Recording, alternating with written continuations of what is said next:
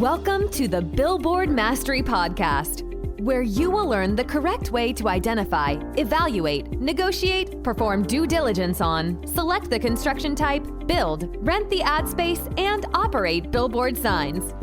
And now, here is your host, the guy that built from scratch the largest privately owned billboard company in Dallas-Fort Worth, Frank Rolfe. It's great to be popular, but being highly in demand can often be a problem for a billboard owner. We're not used to being somebody who is sought after by a number of advertisers. We're typically more prone to be out there trying to find the advertiser that fits on the sign. This is Frank Rolfe, the Billboard Mastery Podcast. We're going to talk about what happens when you have a billboard that everybody wants. Now, let's first talk about what makes a billboard so very desirable. In my career, I often would find signs that were uniquely attractive for advertising. The first one I ever had that was that manner was a giant sign that I built in Garland, Texas. 120 foot tall, 20 by 60 face.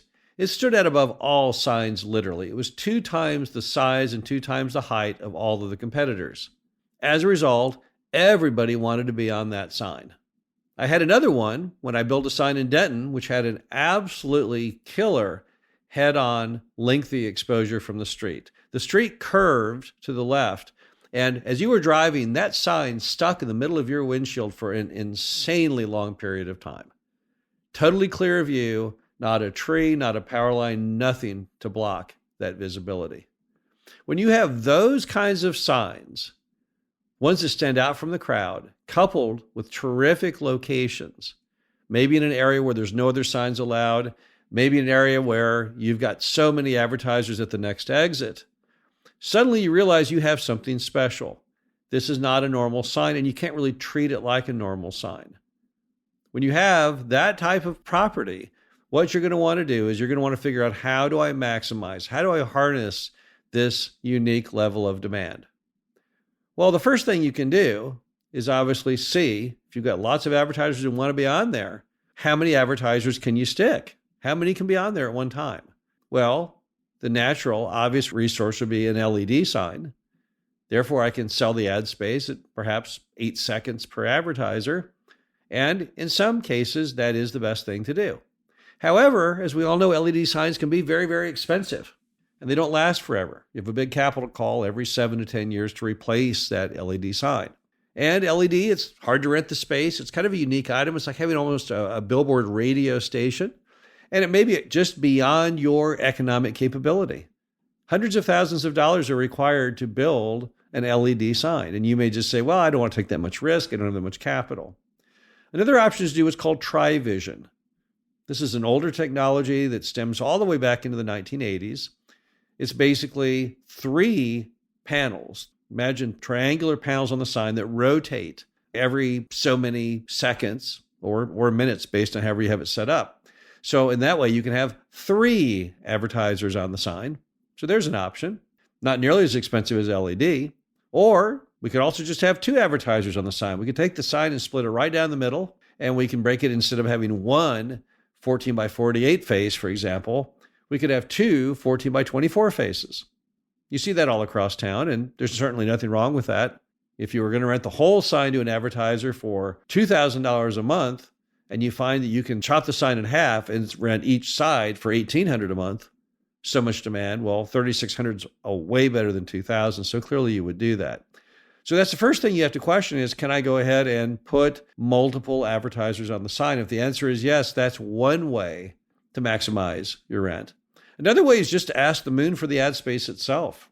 All the other signs may be charging $2,000 a month, and you say, my sign is special, and I want $5,000 a month just for that one face.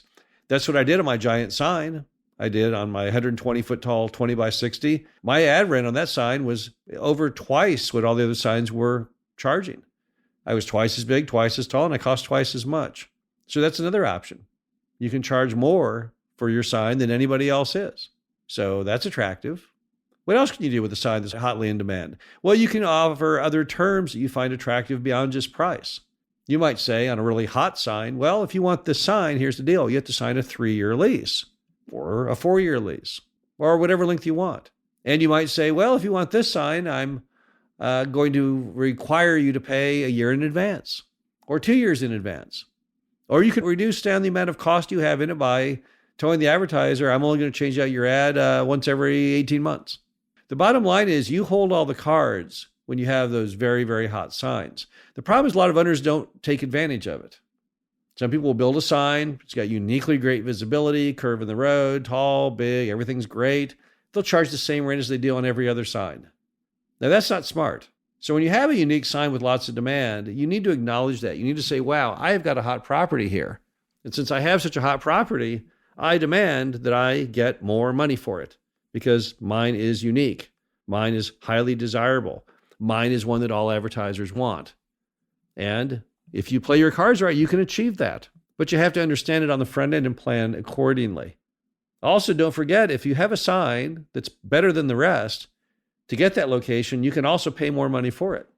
A lot of times people don't realize that if you're going to go ahead and charge twice the rent, well, you can probably pay twice the ground rent too. That may help you get that sign to begin with.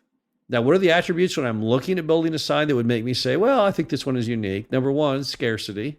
How many signs are there on that road? And if you say, well, there's only 2, well, then, if you build one, then you each have a third of the entire market. So scarcity is important. Another one is size and height. Signs that are bigger, signs that are taller, well, those are also highly more prized by advertisers. So that's definitely a good sign to anyone as far as a sign that's going to be attractive to people. Another one is unbelievable visibility. Curve in the roads are by far the outstanding example. The best signs in the United States by far are those that as you're driving down the highway sit right in the middle of your windshield for long periods of time. That way the advertiser believes his ad is seen and seen and seen and seen and seen and seen. The impact of visibility might be 5 times more. I think my sign in Denton, honestly, considering 500 feet is the normal length of time that was exposed, I think that sign was maybe 10 times longer. You could literally see that sign from about a mile away. Now, you couldn't read the words on it. That's a problem.